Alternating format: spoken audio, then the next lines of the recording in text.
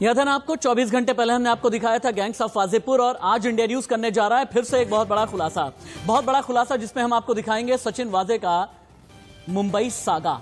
Saga का मतलब जानते हैं आप? सागा का मतलब होता है कि कहानियों की एक बड़ी सीरीज, घटनाओं की बड़ी सीरीज, या दुर्घटनाओं की बड़ी सीरीज, या क्राइम की बहुत बड़ी श्रृंखला। मुंबई सागा में आखिरकार कितने किरदार हैं, यही हम आपको आज बताएंगे। गैंग्स ऑफ वाजेपुर हमने आपको दिखाया, लेकिन आज सचिन वाजे का मुंबई सागा तार कहां तक गए हैं? मुंबई सागा के तार दिल्ली तक भी हैं क्या? मुंबई सागा के तार क्या भारत के बाहर भी हैं? ये सचिन वाजे का मुंबई सागा, इसके कितने किरदार हैं, कितने नोडल पॉइंट हैं, मुंबई सागा किस तरह से काम करता था, मुंबई सागा का कैनवास कितना बड़ा है, ये अगले 1 घंटे हम आपको बताएंगे, दिखाएंगे, बड़ी बहस करने वाले हैं। नमस्ते, मैं राशिद। 11 तस्वीरें देखें आप। मुंबई पुलिस पूर्व कमिश्नर परमबीर सिंह पर शिकंजा कसने लगा है। गिरफ्तारी कभी भी हो सकती है, ये इंडिया न्यूज ने सबसे पहले खबर ब्रेक की है और आपको बताने वाला पहला चैनल। सचिन वाजे प्यादा है क्या? अगर प्यादा है, वजीर कौन है, बादशाह कौन है, बेगम कौन है, ये तलाशने की कोशिश अगले 1 घंटे हम करेंगे। एक के बाद एक एनआईए को 5 कार मिली है, स्कॉर्पियो, इनोवा, काली मर्सिडीज, नीली मर्सिडीज, लैंड क्रूजर। इन सभी के तार जुड़े हैं किससे? सचिन वाजे से, मनसुख मर्डर से। अगर मनसुख का मर्डर हुआ, कातिल कौन है?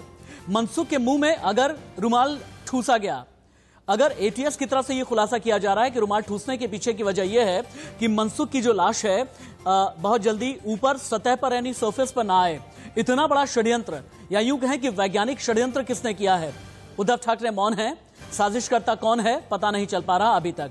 वसूली वाला गैंग कहां तक जाता है? मुंबई सागा का ये रहस्य लोग क्या है, ये भी अगले 1 घंटे में आप जानेंगे, बड़ी बहस हम करने वाले हैं। और सचिन वाजे का मुंबई सागा में 5 कार की एक अलग साजिश है। 5 कार साजिश का, लेकिन कौन है सूत्रधार, कौन है असली सरकार इस षड्यंत्र के पीछे, और सरकार के कहां तक है तार, यह जानने की कोशिश इंडिया न्यूज लगातार कर रहा है। सचिन वाजे को एनआईए आज कहां पर लेकर के जाने वाली है? एटीएस ने मनसुख हिरेन मर्डर केस में क्या क्या खुलासा किया है, हम आपको बताएंगे, दिखाएंगे। पहली बड़ी खबर, एंटीलिया केस में इंडिया न्यूज का बहुत बड़ा खुलासा। एनआईए ने जब्त की land cruiser car, land cruiser का सचिन वाजे करता था इस्तेमाल। लैंड क्रूजर में मनसुख हिरेन को लेकर गया था सचिन वाजे कमिश्नर के दफ्तर में। 26 फरवरी को मनसुख के साथ लैंड क्रूजर में दिखा था वाजे। एनआईए ने अब तक 5 कारें जब्त की हैं, ये अभी की बड़ी खबर है। लेकिन लैंड क्रूजर का कनेक्शन क्या है, लैंड क्रूजर का षड्यंत्र वाला इशारा क्या है, आपको ये हम बताएंगे। लेकिन यही वो लैंड क्रूजर है जो तस्वीरों में आप देख पा रहे हैं। इसी लैंड क्रूजर को जब्त किया गया है। अब तक 5 कारें एनआईए जब्त कर चुकी है। अगली बड़ी खबर, ब्रेकिंग नंबर 2, एंटीलिया केस में मुश्किल में महाविकास अघाड़ी सरकार। कांग्रेस ने अपने कोटे के मंत्रियों को दिल्ली तलब कर लिया। महाराष्ट्र कोटे के मंत्रियों के साथ बैठक करेंगे राहुल गांधी।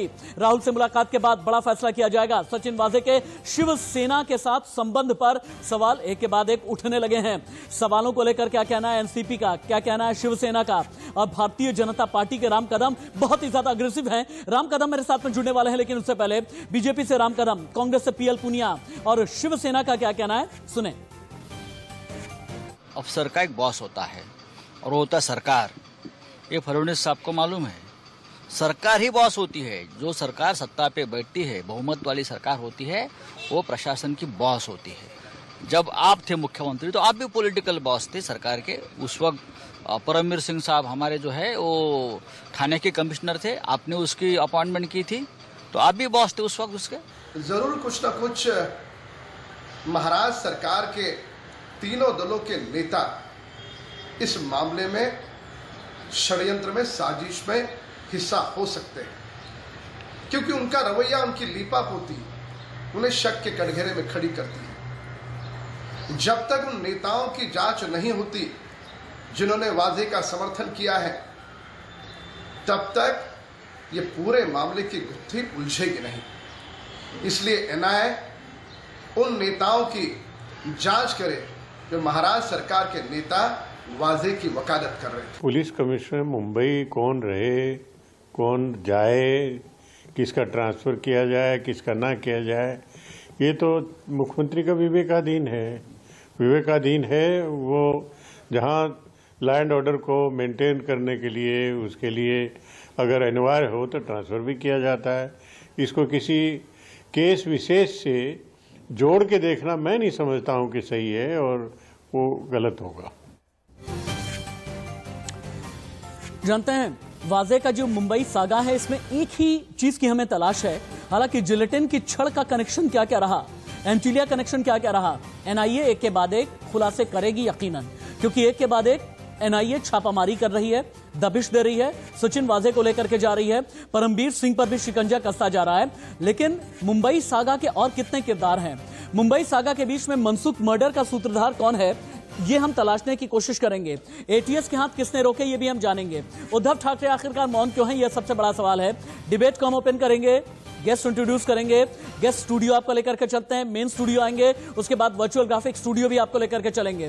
सीधे गेस्ट स्टूडियो का रुख कर लेते हैं। राम कदम भारतीय जनता पार्टी के तेज तर्रार नेता हैं, बहुत अग्रेसिव हैं इस वक्त एंटीलिया केस को लेकर, सचिन वाजे केस को लेकर। संजय द्विवेदी प्रवक्ता हैं शिवसेना के, मुखर तरीके से अपनी बात कहते हैं।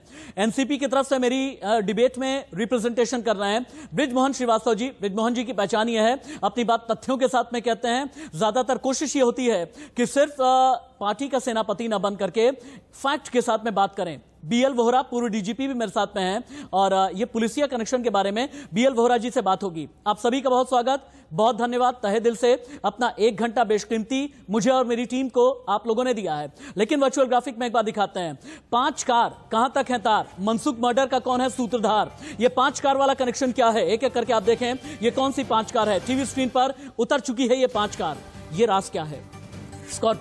स्कॉर्पियो यानी जिलेटिन की छड़ जहां पर रखी हुई थी एंटीलिया के बाहर, स्कॉर्पियो के पीछे एक और गाड़ी थी इनोवा। कहा यह जा रहा है इनोवा में ही सचिन वाजे बैठा हुआ था जिस दिन ये एंटीलिया वाली स्कॉर्पियो मिली, यानी इनोवा इसलिए साथ में लेकर के गया था ताकि कहीं पर भी स्कॉर्पियो को रोका ना जाए। इसके बाद काली मर्सिडीज मिली, आपको याद होगा मैंने आपको बताया था, जिसमें से कैश मिला, जिसमें से नोट गिनने की मशीन मिली, केरोसिन की बोतल मिली, जिसमें से कपड़े मिले और कई डॉक्यूमेंट्स भी मिले हैं। लेकिन अब लैंड क्रूजर भी जब्त की गई है। कहा यह जा रहा है कि लैंड क्रूजर वही कार है जिसमें बिठा करके सचिन वाजे मनसुख हिरेन को कमिश्नर ऑफ पुलिस दफ्तर में लेकर के आया था इंटेरोगेट करने के लिए, तब जबकि यह पता था कि मनसुख हिरेन भी षड्यंत्र का हिस्सा है, यानी पूरी तरह से ड्रामा किया जा रहा था। और नीली मर्सिडीज भी जब्त की गई है। नीली मर्सिडीज का राज क्या है मुझे इंडिया न्यूज संवाददाता बताएंगे थोड़ी देर में।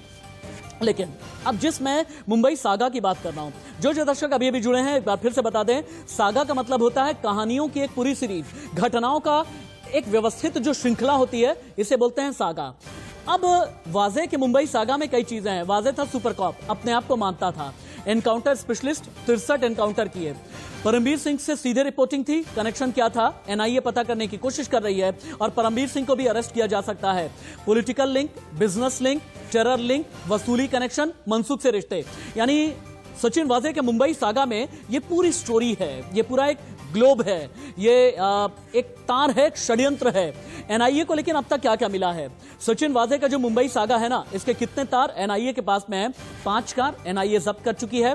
आईपैड के जरिए डॉक्यूमेंट्स निकालने की कोशिश की जा रही है, मोबाइल फोन, दस्तावेज, नोट गिनने की मशीन, केरोसिन की बोतल, कैश और कपड़े, ये वो चीजें हैं जिनके जरिए खुलासा हुआ है कि सचिन वाजे के मुंबई सागा कितना बड़ा है, कहां तक इसके तार गए हैं। 1990 से लेकर के अभी तक, यानी आप कह सकते हैं कि 3 दशक तक ये मुंबई सागा मुंबई में कितना फैलता रहा और मुंबई सागा में और सचिन वाजे के साथ कितने लोग रहे और कौन कौन से लोग रहे, ये आगे हम आपको बताने जा रहे हैं। डिबेट को ओपन कर देते हैं।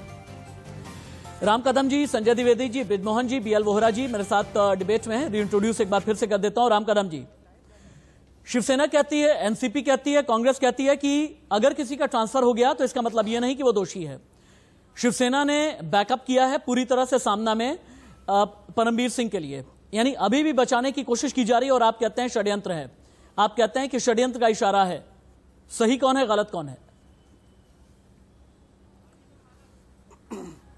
देखिएगा, इस मंथना के आरंभ में मैं कह दूं कि आज के सामना अखबार का यदि हम संपादकीय देखें, तो उस संपादकीय में पूरी तरह से मुंबई के जो पुलिस आयुक्त हैं, कमिश्नर हैं, उनकी तारीफ की गई है, पुष्पों का वर्षाव किया गया है और आगे जाकर के शिवसेना के नेता उसमें लिखते हैं कि यह रूटीन ट्रांसफर है, तबादला है, इसके पीछे कोई और कारण नहीं। ठीक है।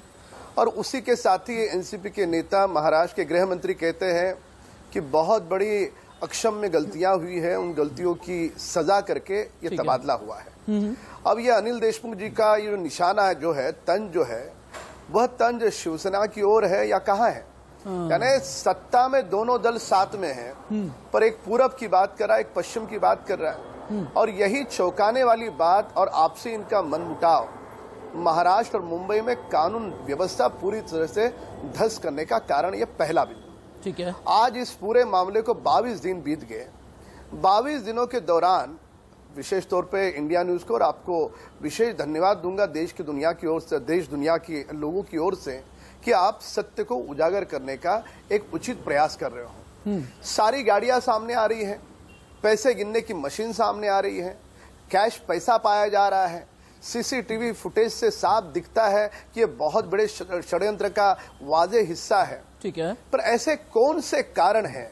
ठीक है, ये मेरे जैसे एक सामान्य कार्यकर्ता से लेके देश के हर व्यक्ति का सवाल है कि शिवसेना क्यों बचा रही है? ठीक है, और दिल्ली में बैठे हुए कांग्रेस के नेता आग बंद करके क्यों बैठे हैं? राष्ट्रवादी के नेता भी खुल करके इसका समर्थन क्यों कर रहे, बचा क्यों रहे? अब बचा क्यों रहे, इसका सीधा और साफ जवाब यही मिलता है, यही लोग उसमें शामिल होंगे, इसके कारण इनको बचाना इनकी मजबूरी है। क्या यह सत्य है? क्या सत्य है? ये पूरा का पूरा गुत्था उस समय सुलझेगा जिस समय जिन नेताओं ने वाजे का समर्थन किया है, बचाव किया है, उनकी नार्को टेस्ट की जाएगी। ठीक है, इसके लिए मैं इसके पूर्व भी कह चुका हूं, कर नहीं डर किस बात का। स्वयं मुख्यमंत्री कहे कि जिन जिन नेताओं ने इसका वाजे का समर्थन किया, करे उनकी नार्को टेस्ट, हो जाने दिए, दूध का दूध पानी का पानी, हिम्मत जुटाइए। पर ये नहीं करेंगे क्योंकि ये चाहते हैं कि वाजे ने यदि मुंह खोला तो ये सारी की सारी इनकी सरकार डूब जाएगी, ध्वस्त हो जाएगी। इसलिए श्रीवास्तव जी दो चीजें, राम कदम जी ने दो चीजें कही हैं, राम कदम जी ने दो चीजें कही हैं कि अनिल देशमुख ये कहते हैं कि परमबीर सिंह की जो गलतियां थी वो माफी के काबिल नहीं थी, यानी अक्षम्य थी। लेकिन शिवसेना के मुखपत्र सामना में सीधे तौर पर यह लिखा गया है कि ट्रांसफर किए जाने का मतलब यह नहीं होता कि कोई भी दोषी है। क्या यह माना जाए कि परमबीर सिंह के मसले पर शिवसेना और एनसीपी के बीच किसी तरह की खटास है? अगर है तो इसमें सच्चाई कितनी है, पहला सवाल। और अगला सवाल यह है कि आप लोग भी ये चाहेंगे कि सचिन वाजे का नार्को टेस्ट किया जाए? और राम कदम जी जो आरोप लगा रहे हैं कि सचिन वाजे के पेट में शिवसेना से लेकर के एनसीपी तक और महाअघाड़ी सरकार के न जाने कितने राज दबे हैं जिसकी वजह से भूचाल आ जाएगा, जवाब दें बृजमोहन जी। सरकार का पक्ष मुख्यमंत्री और गृह मंत्री रख सकते हैं, वो उन्होंने रखा है। ये एक राजनीतिक दल का राय है जो सामना में आई है। इसको सरकार के भीतर किसी प्रकार की आपस में कोई नाइतफाकी है, इससे जोड़ के देखना बिल्कुल गलत है। दूसरी बात, जो राम कदम साहब कह रहे हैं, उनकी पूरी बात सुन के मुझे ऐसा लगता है जैसे कि उनका एनआईए पे भी विश्वास नहीं है। अब प्रश्न ये उठता है कि उनका एनआईए पे विश्वास क्यों नहीं है? एनआईए जो जांच कर रही है उससे पूरा सहयोग देने के लिए महाराष्ट्र सरकार पूरा सहयोग दे रही है। अभी तक एनआईए ने ये नहीं कहा कि हमको महाराष्ट्र सरकार का समर्थन नहीं मिल रहा है, लेकिन बीजेपी के नेताओं को इस पे अविश्वास है। मैं इसका पॉलिटिकल रीजन आपको बताना चाहता हूं।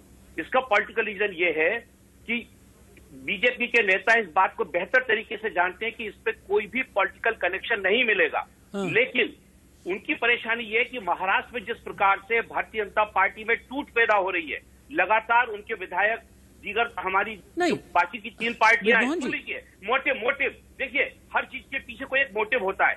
आज जो वाजे का मोटिव है उसको तलाशने का काम एनआईए और एटीएस कर रहा है, उसका रिजल्ट आने दीजिए। लेकिन इसका एक पॉलिटिकल मोटिव है। क्या कारण था कि फडणवीस साहब ने एक झूठ बोला, सीडीआर जिसको लेने के लिए वो अधिकृत नहीं है। भारत का जो संविधान है वो ये कहता है, आर्टिकल 21 ये कहता है कि आप किसी की निष्ठा का उल्लंघन नहीं कर सकते। इसमें सुप्रीम कोर्ट के सीधे सीधे आदेश है और भारत सरकार की गाइडलाइन है कि कौन सी मोबाइल कंपनी किसको अपने ये सीडीआर उपलब्ध करा सकती है। लेकिन उससे अलग हटकर देवेंद्र फडणवीस ने ये नहीं कहा, देवेंद्र फडणवीस ने ये नहीं कहा कि सचिन, उन्होंने ये नहीं कहा कि टेप उनके पास में है। देवेंद्र फडणवीस ने ये नहीं कहा कि टेप उनके पास में है। देवेंद्र फडणवीस मेरे पास कॉपी है, उन्होंने ये कहा कि सीडीआर की मेरे पास कॉपी है, ये उन्होंने विधानसभा में बोला। चलिए ठीक है, ये एक अलग मसला है, ये एक अलग मसला है। अगर उनके पास में ये कॉपी है भी तो ये एक अलग मसला है। निष्ठा के उल्लंघन वाला एक अलग मसला होता है, प्रिवेसी वॉयलेशन का। बृजमोहन जी, आदरणीय बृजमोहन जी, रिस्पेक्टेड बृजमोहन जी, ये निष्ठा के उल्लंघन का एक अलग मसला है। एक बार के लिए बृजमोहन जी, आपकी इजाजत से एक बार मैं डिबेट को ओपन टू ऑल कर देता हूं क्योंकि मुझे अभिषेक के पास भी जाना बहुत जरूरी है। संजय द्विवेदी जी, बृजमोहन जी आपको बैकअप करते हुए, महाअघाड़ी सरकार को बैकअप देते हुए ये कह रहे हैं कि ये पॉलिटिकल कनेक्शन का मामला ही नहीं है। मैं कैसे मानूं कि पॉलिटिकल कनेक्शन का मामला नहीं है? एक ऐसा शख्स जो कि शिव सैनिक था, एक ऐसा शख्स जिसने सस्पेंशन और इस्तीफे के बाद शिवसेना ज्वाइन कर ली, एक ऐसा शख्स जिसे 16 सालों में न जाने कितनी बार शिवसेना के नेताओं ने यह चाहा कि वापस से पुलिस सर्विस में आ जाए, एक ऐसा शख्स कि शिवसेना की सरकार बनी, 16 साल के बाद सस्पेंशन रद्द किया गया, वापस से मुंबई पुलिस में शामिल किया गया, सीआईयू का हेड बनाया गया, सीधे तौर पर कमिश्नर को रिपोर्टिंग दी गई। कैसे ये कह सकते हैं कि इसका पॉलिटिकल कनेक्शन नहीं रहा होगा? एक तथ्य बता दें संजय भाई, एक तथ्य बता दें सच्चाई से। राशिद भाई अगर बीच में टोके ना बोलने दें तो हम पूरी बात आपको बताने जा रहे हैं। आप थोड़ा शांति से धैर्य से 2 मिनट सुन लीजिएगा बस, लेकिन बीच में टोकेंगे तो हमारी फ्लो गड़बड़ हो जाएगा। मैं कह रहा हूं आज भारतीय जनता पार्टी बगुला भगत बनकर जो मुंबई पुलिस पे आरोप लगा रही है, सचिन वाजे या जो भी है, 1-2 आदमी के कारण पूरी मुंबई पुलिस को कटघरे में खड़ा करना, ये मैं समझता हूं उचित नहीं है। आतंकवादी घटनाएं मुंबई में क्या नहीं हुई? माननीय बाला साहब ठाकरे ने पाकिस्तान क्रिकेट टीम को रोकने ना खेलने के लिए एक चलाया था, मुहिम चलाई थी, जो आज हमारे प्रधानमंत्री जी भी मान रहे हैं। जिस तरह से हज यात्रा नहीं होने देते थे आतंकवादी, तब माननीय बाला साहब ठाकरे ने कहा था कि हम मुंबई से प्लेन नहीं उड़ने देंगे हज यात्रा के लिए। तो ये शिवसेना की सोच है, शिवसेना के कार्यकर्ताओं की सोच है, शिवसेना प्रमुख की सोच है कि आतंकवाद का शिवसेना ने कभी समर्थन नहीं किया। देश हित में, राष्ट्र हित में हमेशा संगठन आगे रहा। दूसरी बात मैं कहना चाहूंगा, 20 जिलेटिन मिली। आज हमारे आप जो कह रहे हैं उद्धव ठाकरे माननीय मुख्यमंत्री जी ने कोई स्टेटमेंट नहीं दिया, ये आप गलत कह रहे हैं। मुख्यमंत्री जी का पहले दिन स्टेटमेंट आया था कि चाहे इसमें जो भी इन्वॉल्व होगा, एटीएस या एनआई जो भी जांच कर रही है, इसमें जो भी इन्वॉल्व होगा उसके ऊपर सख्त कार्रवाई की जाएगी। अब आप दूसरी बात पे आइए। आज आप देखिए, जो बगुला भगत बनकर बार बार हमारे मित्र, भाजपा के मित्र बार बार कह रहे हैं कि साहब 20 दिन हो गए हैं, वो अभी तक जांच क्यों नहीं की, जांच क्यों नहीं हुई? अरे इतना बड़ा केस है, इसमें जांच करने में 2-4 दिन लगता है। मैं इनसे एक बात पूछना चाहता हूँ, चाहे आप भी पूछ लिए। आपने 1 मिनट टोकिए मत, मैं बोल लेने दीजिए। जी। पुलवामा में 2 साल पहले 200 किलो विस्फोटक आया, वहां पे 44 हमारे सैनिक शहीद हुए। आपने भी बहुत डिबेट इस पे की, लेकिन उसका रिजल्ट क्या निकला? मैं रामकदम जी से पूछना चाहता हूं, जो 44 हमारे सैनिक शहीद हुए हैं, उनके एक बहुत बड़ी खबर आ रही है, रुक जाएं आप। एक बहुत बड़ी खबर आ रही है, एंटीलिया केस से महाराष्ट्र में सियासी हलचल तेज हो गई है। एनसीपी के अध्यक्ष शरद पवार से मिलेंगे अनिल देशमुख। सुबह 11 से दोपहर 12 बजे के बीच मुलाकात संभव है। महाराष्ट्र के गृह मंत्री हैं अनिल देशमुख। सचिन वाजे, परमबीर सिंह पर उठे सवालों से मुश्किलें बढ़ने लगी हैं। यानी एंटीलिया केस से जुड़ी महाराष्ट्र में सियासी हलचल तेज हो गई है। सुबह 11 से दोपहर 12 बजे के बीच मुलाकात होगी शरद पवार और अनिल देशमुख की। अभी की बड़ी खबर है, लेकिन 3 कंपनी के डायरेक्टर वाली खबर क्या है? ये एक बिग ब्रेकिंग है और बिग एक्सपोजे है। देखें आप, सचिन वाजे पर इस वक्त की बिग ब्रेकिंग। 3 कंपनियों का डायरेक्टर है सचिन वाजे। डीजी नेक्स्ट मल्टीमीडिया के निदेशक के तौर पर लिस्टेड है। मल्टी बिल्ड इंफ्रा प्रोजेक्ट का भी डायरेक्टर है सचिन वाजे। टेक लीगल सॉल्यूशन के निदेशक के रूप में भी लिस्टेड है सचिन वाजे। यानी सचिन वाजे सिर्फ विवादों वाला वाजे नहीं है, वाजे तो व्यापारी निकला। कैसे? इन्फोग्राफिक स्टूडियो में आपको लेकर के चलते हैं हम। इन्फोग्राफिक स्टूडियो में तुरंत ही चलिए। वाजे कैसे व्यापारी निकला 3 कंपनियों में? वो 3 कंपनियां कौन कौन सी हैं जो एमसीए में लिस्टेड रही, कभी एमसीए में लिस्टेड रही और कभी इन्हें लिस्ट से हटा दिया गया? पहली कंपनी डीजी नेक्स्ट मल्टीमीडिया, दूसरी company multi build infra projects और तीसरी कंपनी टेक लीगल सॉल्यूशन। ये 3 कंपनियां हैं जिनमें निदेशक के तौर पर या तो सचिन वाजे रहा, या फिर सचिन वाजे चंद सालों के लिए रहा, या तो सचिन वाजे लिस्टेड है। जो तीसरी कंपनी आपको टेक लीगल सॉल्यूशन नजर आ रही है, हमने एमसीए के सारे रिकॉर्ड निकाले, यानी मिनिस्ट्री ऑफ कॉर्पोरेट अफेयर्स के सारे रिकॉर्ड निकाले, तब हमें यह पता चला कि सचिन वाजे तो बिजनेसमैन भी है, सचिन वाजे वसूली भी करता था, सचिन वाजे पुलिस में भी काम करता था, सचिन वाजे पॉलिटिकल एंगल्स और कनेक्शन के साथ भी काम करता था। लेकिन अब यह पता चला है सचिन वाजे 3 बड़ी कंपनियों का डायरेक्टर भी रहा है, यानी इसके व्यावसायिक हित भी रहे हैं, यानी पैसों का लालची सचिन वाजे रहा है। लेकिन अब एक बार के लिए अभिषेक के पास में चलना बेहद जरूरी है। अभिषेक, एनआईए ने जो अभी तक सचिन वाजे को लेकर के खुलासे किए हैं, इसकी खुलासों के बाद जांच की जद में कितने लोग आ रहे हैं? सचिन वाजे के 3 कंपनियों के कनेक्शन को लेकर के आपके पास क्या अपडेट है? और परमबीर सिंह की गिरफ्तारी क्या एनआईए कभी भी कर सकती है?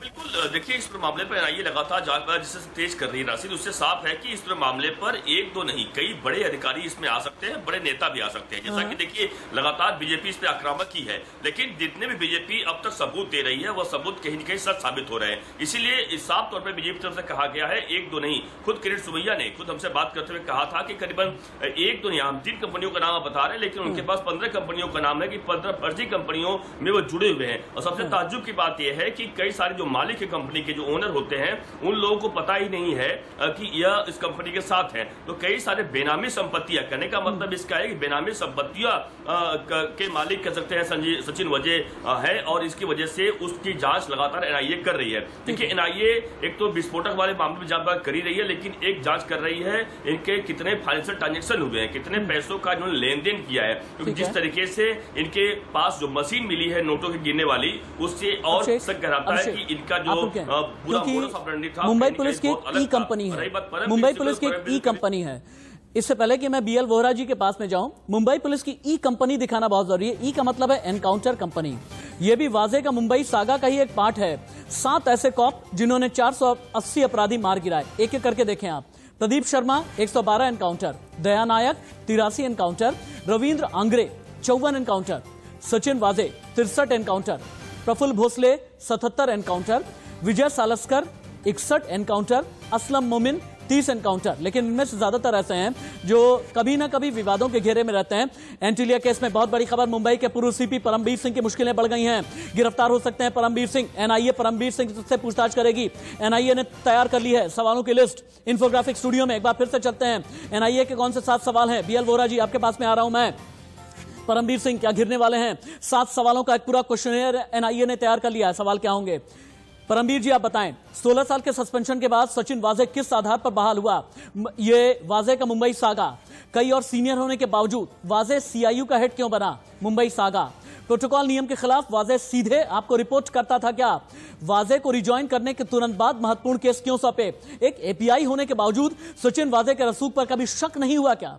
एंटीलिया केस की जांच सचिन वाजे को क्यों सौंपी, क्यों वापस ली? सचिन वाजे को स्पेशल पावर देने के लिए क्या कोई पॉलिटिकल दबाव था? बीएल वोहरा जी, मुंबई पुलिस में ऐसे कितने अधिकारी हैं जिनके पास नोट गिनने की मशीन होगी? कितने अधिकारी हैं जो अलग अलग कंपनी में डायरेक्टर होंगे? कितने अधिकारी हैं जिनके पास Land Cruiser, Mercedes Benz, Innova और न जाने ऐसी कितनी कारों का काफिला होगा?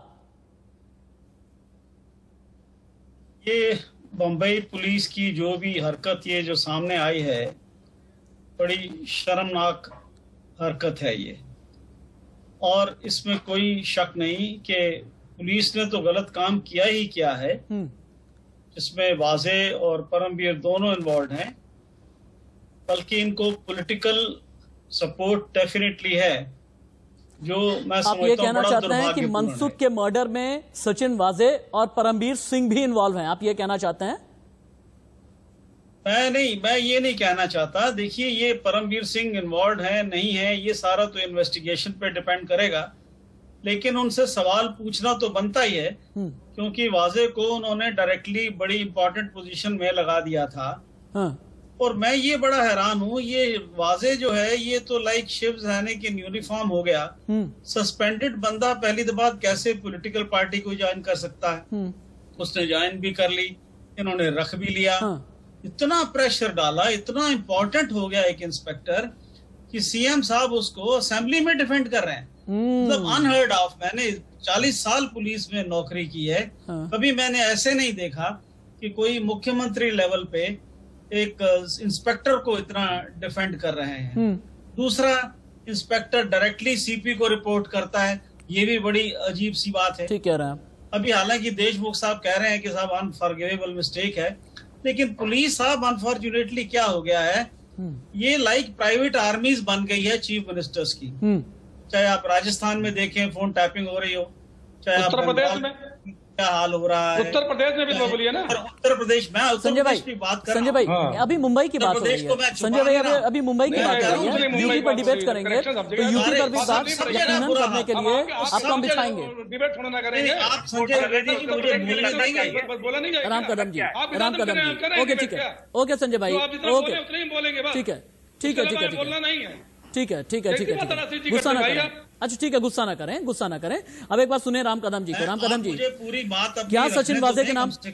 हाँ बीएल वोरा जी, मैं कह रहा हूँ कि पुलिस का ऐसा नहीं कि खाली ये महाराष्ट्र में बुरा हाल हो रहा है, सब जगह बुरा हाल हो रहा है, तो ये बड़ा दुर्भाग्यपूर्ण है। ठीक है, तो पुलिस और पॉलिटिशियन आपस में मिल गए। चक्कर क्या है, पुलिस वालों की जो लाइफ है उनकी जिंदगी पॉलिटिशियंस के कंट्रोल में है। जी सर, इसलिए वो विरोध तो करते नहीं, उनके साथ मिल जाते हैं, वो भी क्रिमिनल हो गए। कॉलोनियल पुलिस तो है ही हमारी ऑलरेडी। बीएल वोरा जी ने जितनी बातें कही है ना, और जितनी शांति के साथ में बातें कही हैं, बड़ी वजनदार बातें हैं। रोल है आपकी बातों में बहुत ग्रेविटी है सर, बहुत फेल हुई है। हाँ, पुलिस लीडरशिप इसमें फेल हो रही है। ठीक है, परमवीर भी फेल हुए हैं, ठीक है, मैं जरूर कहूंगा इस बात को। जी बीएल वोरा जी, राम कदम जी के पास एक बार फिर जाना है मुझे। राम कदम जी, सचिन वाजे केस में क्या महाराष्ट्र की सरकार जाने वाली है? क्या सरकार गिरने वाली है? क्योंकि मुंबई से लेकर के दिल्ली तक हलचल तेज है। देवेंद्र फडणवीस लगभग 1.5 दिन पहले ही, चंद घंटे पहले ही, चाहता हूँ हाँ, और चीज संजय भाई आपके पास भी आते हैं, एक बार राम कदम जी को सुन लेते हैं। बीएल वोरा जी, माफी के साथ आपको रोक रहे हैं। ये बड़ा दुर्भाग्यपूर्ण है कि एक पॉलिटिकल पार्टी एक सब इंस्पेक्टर को बैकअप दे रही थी। राम कदम जी, क्या महाराष्ट्र की सरकार जाने वाली है सचिन वाजे के नाम पर?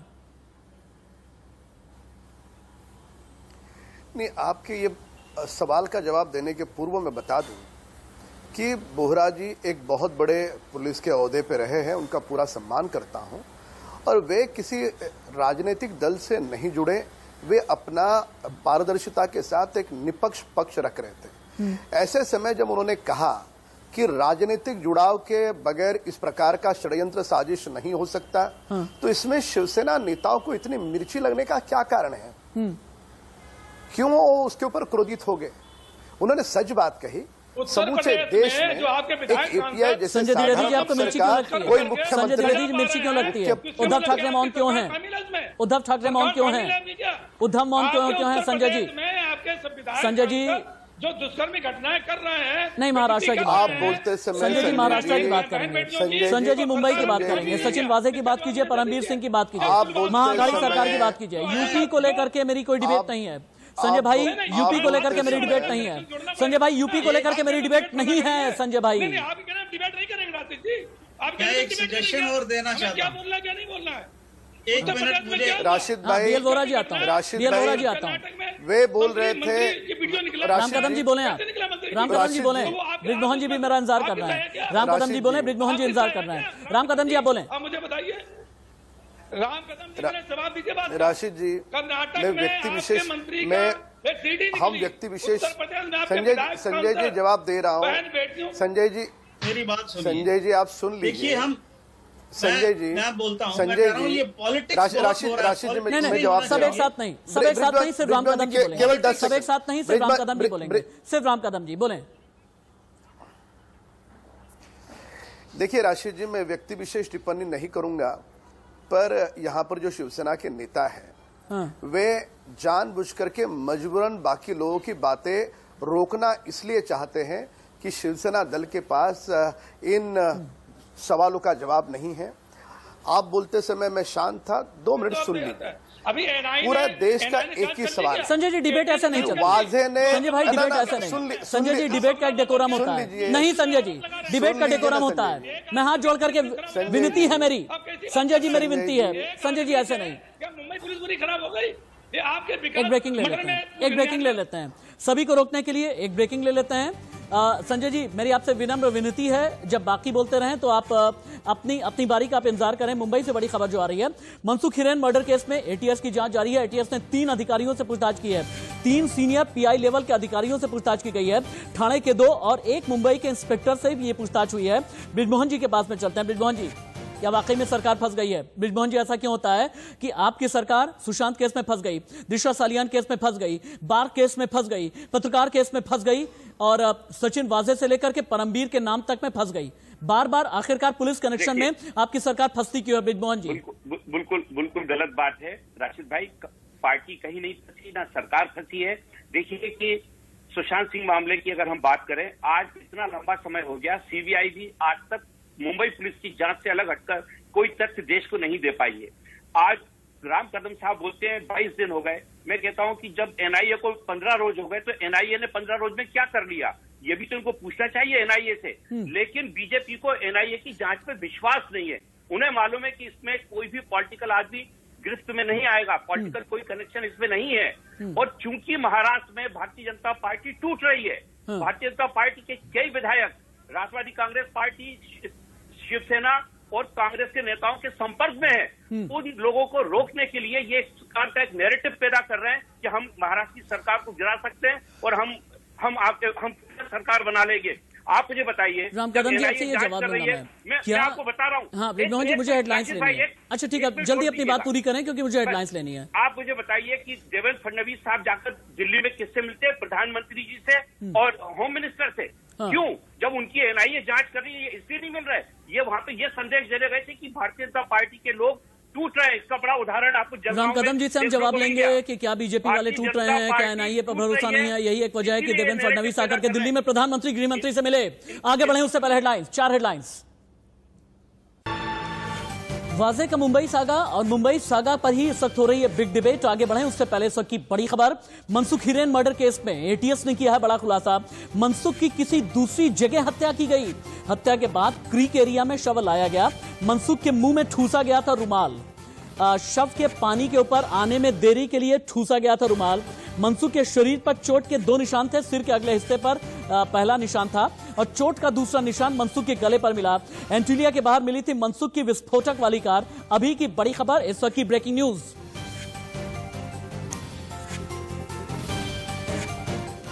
मनसुख की हत्या क्यों हुई और मनसुख मर्डर के 6 एंगल क्या है, ये जानने के लिए एक बार फिर से आपको इंफोग्राफिक स्टूडियो लेकर के चलते हैं। एंगल नंबर 1, भेद खुलने के डर से मनसुख हिरेन की हत्या तो नहीं कर दी गई।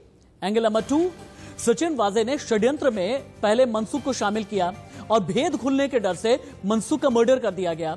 एंगल नंबर 4, क्या मनसुख हिरेन पैसों के लालच में षड्यंत्र का हिस्सा बना। एंगल नंबर 5, क्या मनसुख ने डर की वजह से आत्महत्या कर ली। और एंगल नंबर 6, क्या मनसुख सिर्फ मोहरा था और उसका इस्तेमाल सचिन वाजे ने किया है। ये जानना बहुत जरूरी है। एक बार फिर से डिबेट को ओपन कर देते हैं। संजय द्विवेदी जी, मैं एक ही सवाल पर अटका हूं, रुका हुआ हूं। उद्धव ठाकरे अपनी खामोशी कब तोड़ेंगे? नहीं राशिद जी, फिर आप वही बात कर रहे हैं। परमबीर सिंह को मातोश्री से बैकअप क्यों मिल रहा है? ठाकरे जी ने पहले दिन अपनी खामोशी तोड़ दी थी। उन्होंने स्पष्ट कहा था इस केस में जो जिम्मेदार होगा हम उस पर जो है कार्रवाई करेंगे और उससे कड़ी सजा दिलाएंगे। दूसरी बात उन्होंने कही, आज जब पुलिस कमिश्नर ने ट्रांसफर किया है, ये भी जो आप लोग बार बार एक बात कह रहे हैं कि उनका ध्यान नहीं है। देखिए मुख्यमंत्री का ध्यान पूरे प्रदेश पे होता है। ऐसा नहीं है कि आप सोचो कि उनका ध्यान नहीं है। उन्होंने इस पर कार्रवाई की है और मजबूती से कार्रवाई। आज एनआईए या एटीएस जांच कर रही है। जांच रिपोर्ट तो नहीं आई, लेकिन हमारी भाजपा के बगुला भगत जो हैं वो बन के बैठे हुए हैं। जैसे सुशांत सिंह मर्डर केस में 3 महीने तक टीवी का उपयोग किया था, लेकिन नतीजा क्या निकला? मैं पूछ रहा हूँ, पुलवामा में आज एनआईए द्वारा सीबीआई हो, आईटी हो, ईडी हो, इसको जो कठपुतली बनाए हुए। राम कदम जी, आपके ऊपर आरोप कि आप लोग बगुला भगत हैं, जवाब दें। वाजे के साथ जोड़ोगे मैंने बाजे की बात ही नहीं की। मैं कह रहा हूँ बाजे अगर दोषी है, दागी चेहरा लेकर के। मेरी बात सुन लीजिए, एक मिनट मेरी बात सुन लीजिए। अब जवाब तो सुन लीजिए, सवाल ही पूछते रहे। डिबेट ऐसे नहीं होती। संजय जी अगर आरोप लगाए ना तो जवाब सुना भी कीजिए। संजय जी जवाब सुना भी कीजिए। राम कदम जी बोलेंगे। मैं सुन रहा हूँ। आप सुने, राम कदम जी बोले। शिवसेना वाजे के बचाव और समर्थन में कम से कम देश की सेना को और शहीदों को छोड़ दें। पुलवामा को आप वाजे के बचाव के लिए यहाँ पे डिबेट पे ले आते हो, शर्म आनी चाहिए। मैं टोकूंगा आपको। मैंने 22 दिनों से लगातार आपके मुख्यमंत्री समेत सारा का सारा दल वाजे गैंग का समर्थन कर रहा है। यह देश नहीं देख रहा, देश देख रहा है। विधानसभा सदन में मुख्यमंत्री जी ने स्वयं कहा। अब सुन लीजिए ना, बारी हमारी है, सुन लीजिए। आप बीच में बोल करके डिबेट खराब मत करिए। संजय जी ऐसे नहीं, संजय जी ऐसे बिल्कुल नहीं, संजय जी ऐसे बिल्कुल नहीं। राम कदम जी को बोलने दें। संजय जी राम कदम जी को बोलने दें। आदरणीय आप भी हैं, आदरणीय राम कदम जी भी हैं, आदरणीय राम कदम जी भी हैं, आदरणीय आप भी हैं, आदरणीय राम कदम जी भी हैं। राम कदम जी बोले। राशिद जी, यहाँ पर ब्रिजमोहन जी भी है। ना वे किसी की बात काट रहे, ना किसी के बीच में बोल रहे। बोहरा जी भी है, वो भी किसी की बात नहीं काट रहे। शिवसेना के नेताओं को बीच में काटना इसलिए जरूरी है क्योंकि उनके पास सच्चाई सुनने की ताकत नहीं है। आप सच में महाराष्ट्र के मुख्यमंत्री ने विधानसभा सदन में वाजे का, आपका समय आएगा तब टोकना, आपका समय आएगा तब टोकना। अब सुनूंगा नहीं मैं, अब आपको सुनना होगा। महाराष्ट्र के विधानसभा सदन में महाराष्ट्र के मुख्यमंत्री ने, उद्धव ठाकरे ने कहा कि वाजे कोई बिन लादेन नहीं है। पूरी तरह से आज का सामना भी वाजे का समर्थन कर रहा है, बचाव कर रहा है कि कौन सा दागी मुंह लेकर के, दागदार बन करके, क्या कारण है वाजे का आप समर्थन कर रहे हो? जिसकी कार में पैसे गिनने की मशीन है, रोज अलग अलग गाड़ियां उसकी बाहर आ रही है। तुम्हारी महाराष्ट्र की सरकार ने वाजे की कौन सी बात सामने लाई? 22 दिन से एटीएस के पास मामला है। क्या मनसुख का मर्डर किसने किया? किसको गिरफ्तार किया आपने? किसी एक सबूत को अपने सामने लाया? जो भी सबूत सामने आ रहे हैं, जो देवेंद्र जी ने दिए, जो तुम्हारा काम था तुम नहीं कर पाए, जो एनआईए ने किया, जो एटीएस ने क्या किया? कुछ नहीं किया। बोहरा जी जो कह रहे हैं तो सच है। पूरे षड्यंत्र में शिवसेना के नेता शामिल है और वही कारण है इनका ब्लड प्रेशर बढ़ जाता है। वही कारण है तुम्हारा ब्लड प्रेशर बढ़ रहा है। तुमको एनसीपी मोहन जी और बीएल बोहरा जी के पास जाना जरूरी है। अब ब्रिजमोहन जी और बीएल बोहरा जी के पास जाना जरूरी है। ब्रिजमोहन जी और बीएल बोहरा जी के पास में जाना जरूरी है, लेकिन उससे पहले इस वक्त एक और बड़ी खबर। एंटीलिया केस में आरोपी सचिन वाजे पर एक और आरोप। ख्वाजा यूनुस की मां ने बड़ा आरोप लगाया है। ख्वाजा यूनुस के हत्यारों को बचाने में लगी है सरकार। आसिया बेगम ने कहा ख्वाजा की कस्टडी में मौत हुई। आसिया बेगम बोली सचिन वाजे पर हत्या के आरोप भी लगाए हैं। आसिया बेगम ने बिना बताए शव को जला दिया गया। ये आसिया बेगम बोली हम अभी भी इंसाफ के लिए लड़ाई लड़ रहे हैं। आसिया बेगम ने सचिन वाजे को लेकर क्या बोला, महाअघाड़ी सरकार को कैसे शक के दायरे में खड़ा किया, सुनिए।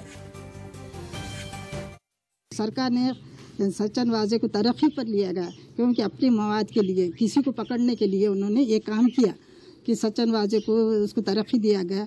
हालांकि वो ख्वाजा यूनुस का कातिल है, तो हमने भी कहा है कि आपने ख्वाजा यूनुस के कातिल को क्यों लिया गया है, तो उन्होंने कोई एक्शन नहीं लिए। मैं कहती हूँ कि अब सचिन वाजे को अगर आप पहले से एक्शन लेते थे कुछ, तो आगे ये ऐसी बात नौबत नहीं आती थी। सचिन वाजे तो ऐसे कई इनकाउंटर करे उन्होंने, ख्वाजा यूनुस का भी इनकाउंटर उन्होंने करे, मगर सरकार ने नहीं मानी। हमने बहुत कोर्ट कचहरी किए, यहाँ तक कि अब 17 साल के 18 साल हो गए केस को, मगर उन्होंने कुछ इंसाफ नहीं दिया हमारे को। ख्वाजा यूनुस की हत्या का आरोप लगा था जब पहली बार सचिन वाजे विवादों में घिरा था। ब्रिजमोहन जी, आप लोगों की आंखों पर, मैं आपको पर्सनली नहीं कह रहा बल्कि आपकी सरकार की आंखों पर वो कौन सा पर्दा पड़ा हुआ था कि एक वसूलीबाज सचिन वाजे दिखा नहीं, एक हत्यारा सचिन वाजे दिखा नहीं, एक षड्यंत्रकारी सचिन वाजे दिखा नहीं, एक्सटॉर्शन करने वाला सचिन वाजे दिखा नहीं, 3 कंपनियों का डायरेक्टर, एक बिजनेसमैन सचिन वाजे दिखा नहीं। कौन सा पर्दा पड़ा था सर? देखिए कि जो यूनुस की माता जी ने अभी कहा, उनके दर्द को मैं समझ सकता हूं और हम उनके साथ भी हैं। लेकिन उन्होंने हाई कोर्ट में जब सचिन वाजे रीस्टेट हुआ तो सचिन वाजे की उस रीस्टेट के खिलाफ वो हाई कोर्ट मुंबई गई, वहां पे उनकी एप्लीकेशन को रिजेक्ट किया गया है। तो आज वो जो कह रही हैं वो ठीक है अपनी जगह पर, क्योंकि उनको तकलीफ है और उस तकलीफ को हम लोग महसूस भी करते हैं। लेकिन हाई कोर्ट में उनकी उस आवेदन को निरस्त कर दिया गया था। तो मैं सोचता हूँ उस पर बात करने की जरूरत नहीं है। एक बात मैं जरूर कहना चाहता हूँ कि 5 जून 2020 को सचिन वाजे 17 लोगों के साथ रीस्टेट हुआ।